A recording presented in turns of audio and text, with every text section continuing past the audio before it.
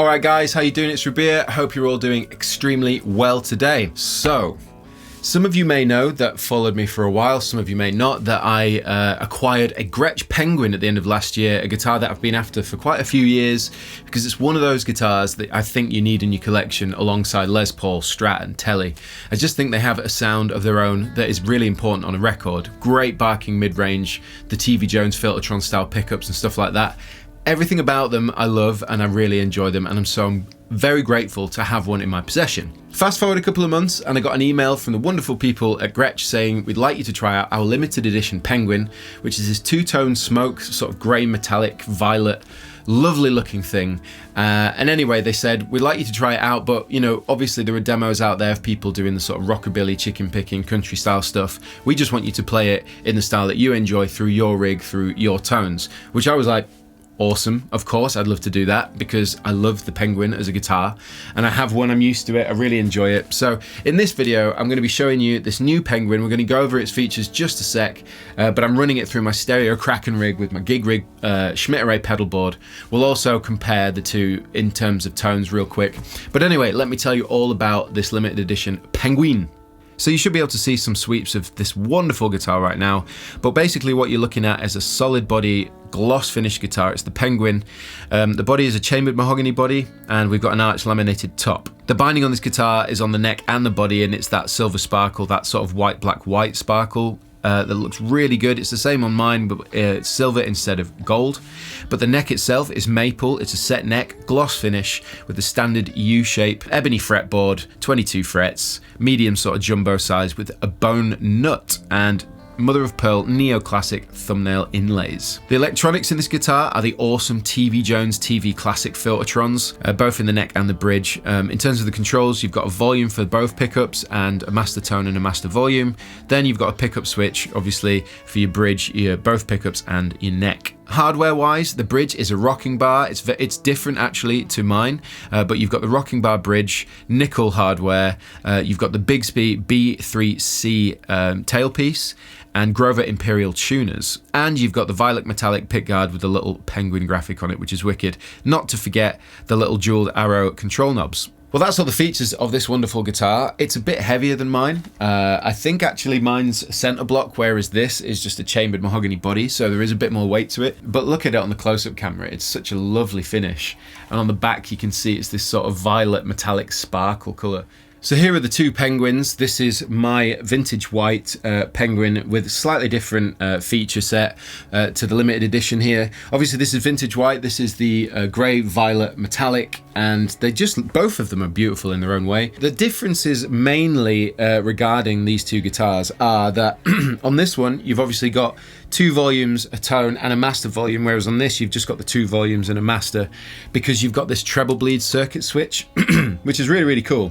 So obviously on this you've just got the three-way pickup switch, got the same here, but then again you've got this squeeze box circuit which basically sucks a bit of the treble out. Gives you just a different tone to the pickups.